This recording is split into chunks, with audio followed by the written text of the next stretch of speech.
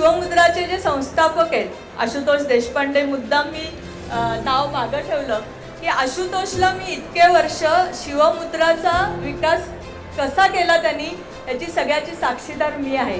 कारण जेव्हा त्यांनी सुरू केलं त्यावेळेस किती मुलं होती आणि आज 1300 मुलांची नोंदणी झालेली आहे. त्यामुळे त्याच्या सगळ्या वाटचालीची मी साक्षीदार आहे आशुतोष.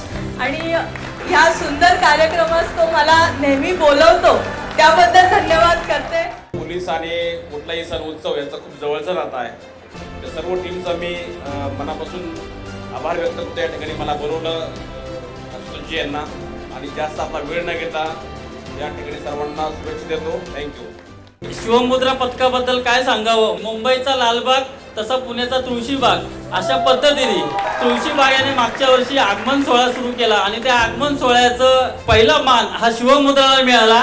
आणि त्यांचा जो तो महाकालचा जो ताल आहे तो पुण्यात नाही तर देशात गाजला.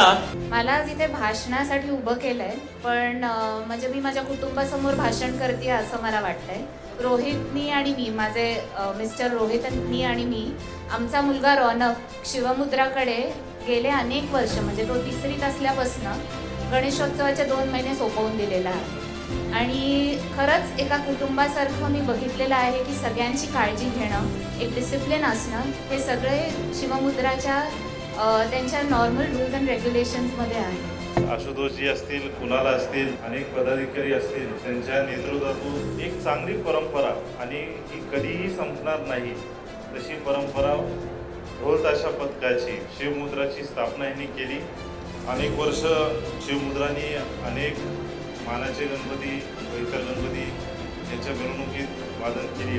पण आनंद ही गोष्टची पण आहे की यंदाच्या वर्षीपासून आगमन मिरवणूक असेल किंवा विसर्जन मिरवणूक असेल त्याच्यात परत दुसरी पद्धती कायम मी फिक्स ठेवणार आहे.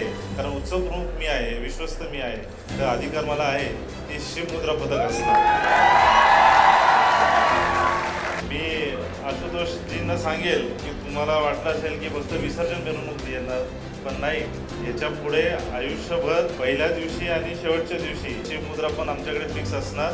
एकच पथक आम्ही रोटेशन वाढवणार.